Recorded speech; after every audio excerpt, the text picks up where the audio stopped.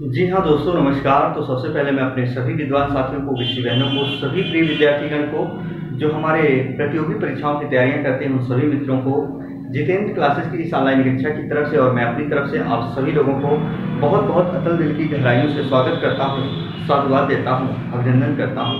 जी दोस्तों, आज हम पढ़ने वाले हैं विषय सूक्ति अलंकार या विषय सूक्ति अलंकार हमारा क्या होता है।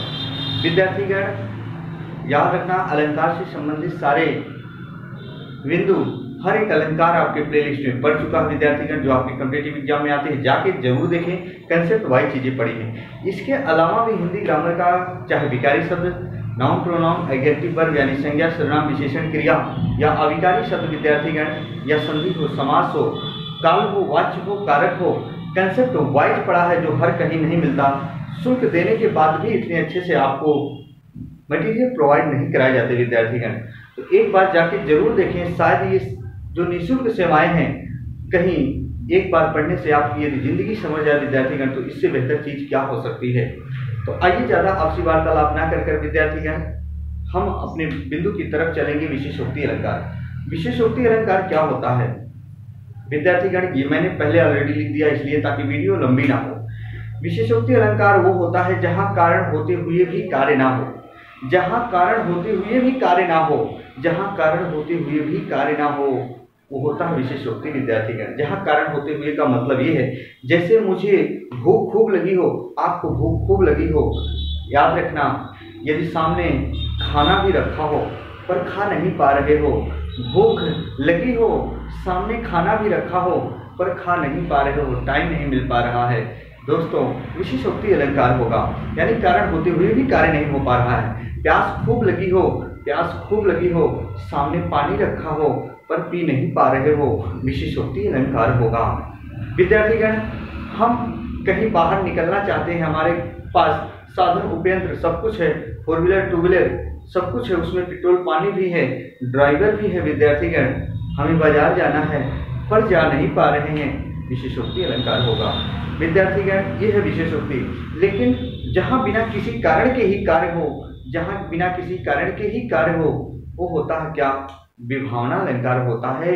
याद रखना विद्यार्थीगण, जहां कारण कहीं और तथा कार्य कहीं और होता है, असंगति अलंकार होता है। दोस्तों याद रखना क्या होता है?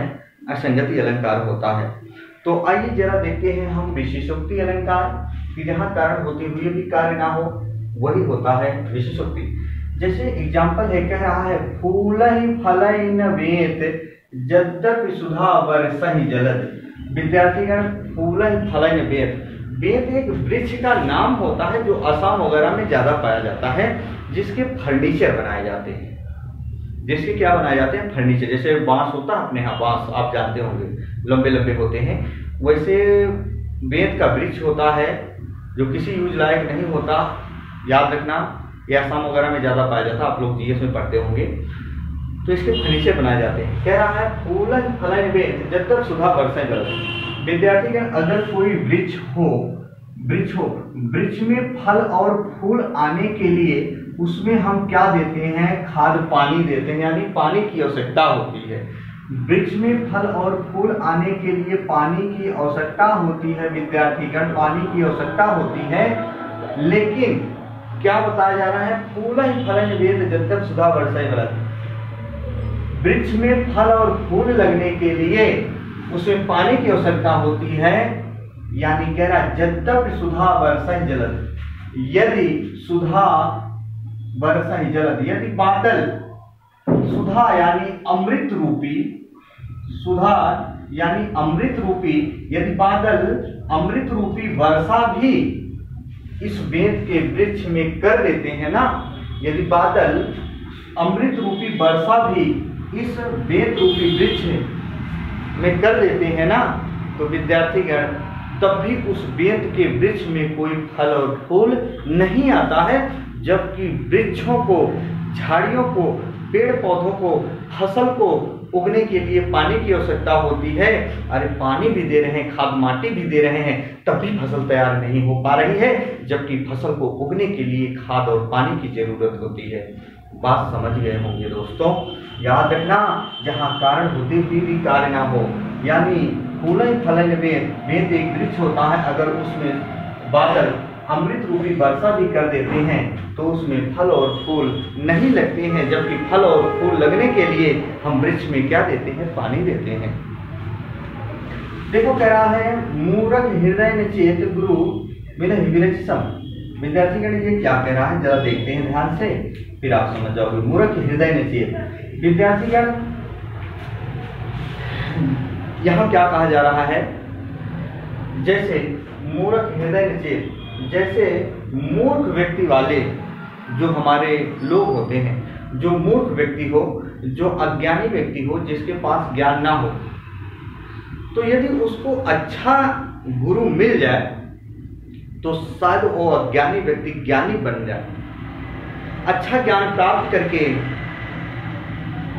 या अच्छी संगत पाकर वो भी सुधर जाता है। तो यहाँ कहा जा रहा है मूर्ख हृदय में चेत गुरु मिले विरच सम। एक मूर्ख व्यक्ति को यदि अच्छा गुरु मिल जाए तो ब्रह्मा के समान हो जाता है, लेकिन यहाँ कहा जा रहा है मूर्ख हृदय में चेत गुरु मिले विरच सम। अगर मूर्ख हृदय वाले व्यक्ति को गुरु मिले विरच सम, यानी यदि ब्रह्मा के समान भी गुरु मिल जाए ना मूर्ख हृदय वाले व्यक्ति को, तब भी उस पर कोई प्रभाव नहीं पड़ता। जबकि एक जो है मूर्ख व्यक्ति को अच्छा गुरु मिल जाए तो कहा जाता है शायद उद्धार हो जाए। विद्यार्थी का एक एग्जाम्पल दे रहे हैं, जैसे हम हमारे घर परिवार में बच्चे होते हैं, हम सोचते हैं हमारे पास पैसे खूब हैं, लो बच्चे का एडमिशन अच्छे किसी कॉलेज में हम करा दें, हमारे पास पैसा खूब है, हमने एडमिशन भी करा दिया अच्छे कॉलेज में, पढ़ाई भी हो रही है खूब, कॉलेज वाले करवा रहे हैं, पर बच्चा पढ़ नहीं पा रहा है। जबकि बच्चे को पढ़ने के लिए अच्छे गुरु की जरूरत होती है, पैसों की जरूरत होती है, सब कुछ होते हुए भी कार्य नहीं हो पा रहा है।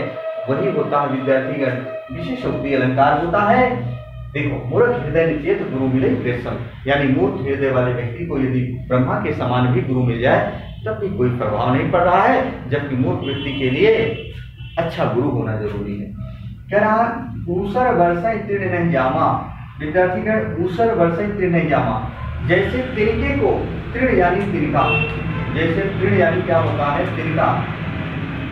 तिनके को उगने के लिए किसकी जरूरत होती है? पानी की। जैसे हमारे किसान भाई होते हैं, फसल उगाते हैं, तो देखो उसमें कुछ चीज अगर हम कह देते हैं कि अगर कुछ भी खेत वगैरह में बो देते हैं तो हम कहते हैं विद्यार्थीगण उसको पानी की आवश्यकता होती है। तो वैसे कहना ऊसर वर्षा तीर्ण नहीं जामा, ऊसर कोई खेत है, कोई बंजर खेत है, उसमें वर्षा भी हो रही है, लेकिन तिनके को उगने के लिए पानी की आवश्यकता होती है।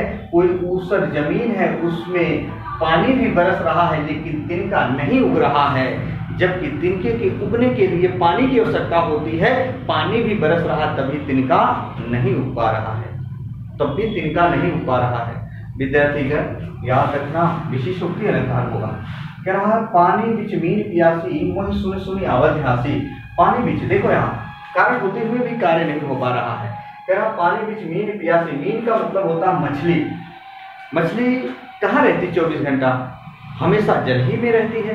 कहता है, क्या कह रहा है कि पानी बिच मीन पियासी मोहि सुन सुनी आवत हासी, जिसका 24 घंटा, हम कहते हैं जिसका घर द्वार ही पानी हो, जो हमेशा पानी में ही रहता हो, वो कह रही क्या मुझे प्यास बहुत लगा है लेकिन हम पानी नहीं पी पा रहे हैं। तो क्या है विद्यार्थीगण? कारण होते हुए भी कार्य नहीं हो पा रहा है, प्यास लगा है, पानी नहीं पी पा रहे हैं, जबकि सामने पानी रखा है। जैसे आज भागदौड़ की जिंदगी में हर आदमी पैसे के पीछे भाग रहा है, सोचो तो सुबह से शाम तक नाश्ता भी नहीं कर पाता, क्यों? पैसे के पीछे। वही है जहां कारण होते हुए भी कार्य ना हो, भूख लगी पर खा नहीं पा रहे हैं। कहते नहीं हम अपने घर परिवार में किया, देखो खाना नहीं खा पाए। नैनों में सदैव जल की वर्षा होती है तब भी प्यास नहीं बुझती, यही बताया जा रहा विद्यार्थीगण। जैसे ये सेम है, एक बार इसका सभी विद्यार्थीगण इसकी साथ ले, फिर आगे चलते हैं।